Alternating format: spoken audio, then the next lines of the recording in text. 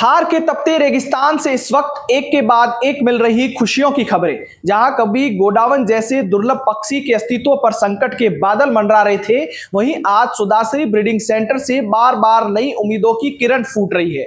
जी हां, एक और नन्हा गोडावण इस दुनिया में आया है और ये कोई साधारण जन्म नहीं है, ये विज्ञान और संरक्षण की साझी जीत है। आर्टिफिशियल एनिमेशन यानी कृत्रिम गर्भाधान तकनीक एक बार फिर से गोडावण से नया जीवन पाया गया है और ये सफलता कोई इत्तेफाक नहीं है, बल्कि महीनों की मेहनत, समर्पण और वैज्ञानिक समझ का ये परिणाम दर्शाती है। आपको बता दें कि इस बार सुदासरी ब्रीडिंग सेंटर में मादा गोडावण सार्की ने 26 मार्च को एक अंडा दिया था और 17 अप्रैल को उसी अंडे से निकला एक नन्हा चूजा।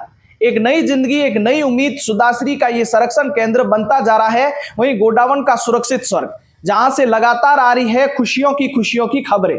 सबसे बड़ी बात यह है कि सफलता लगातार तीसरी बार हासिल हुई है।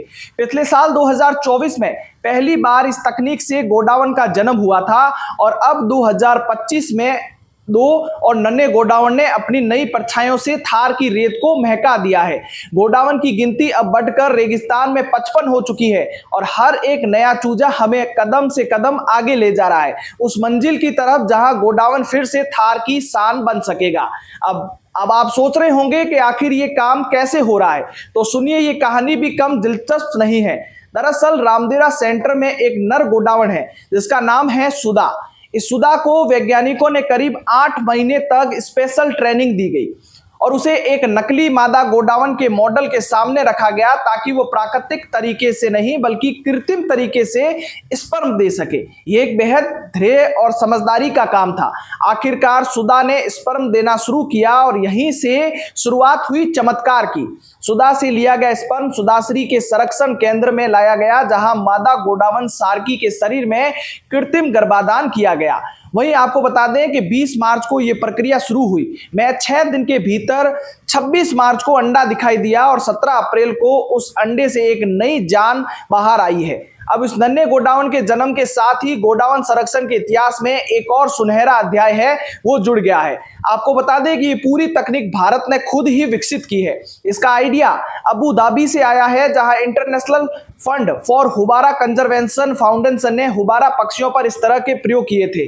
भारत के wild life institute of India वैज्ञानिक वहां गए, सीखा और इस तकनीक को गोडावण पर आजमाया और आज हम देख रहे हैं मेहनत का फल, उम्मीद का फूल।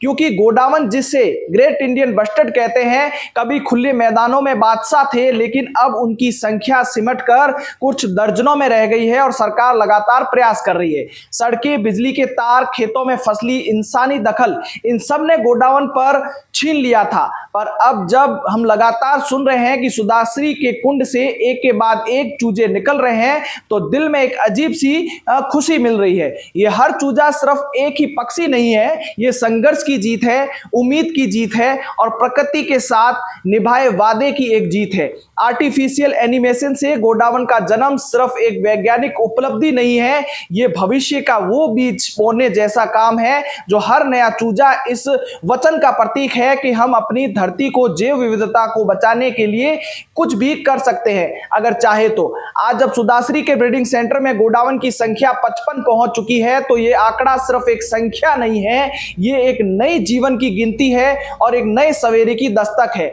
और उस भरोसे की गूंज है जो कहता है अभी सब कुछ खत्म नहीं हुआ है। तो चलिए, इस बार जब थार की रेत पर कदम रखे तो कान खोलकर सुनिए, कहीं हल्की सी सरसराहट, कहीं धीमी सी चहचहाट, क्योंकि हो सकता है किसी कोने से एक नन्हा गोडावण अपने पंख पसार रहा हो और उड़ने के लिए तैयार हो और उस आसमान की तरफ जो कभी सिर्फ उसका था और अब सिर्फ उसको बनाने जा रहा है। सुदासरी का कुंड केवल एक केंद्र नहीं रहा है, ये बन गया है आशा का स्रोत, जहां से हर कुछ महीनों में जीवन की एक नई कहानी जन्म ले रही है।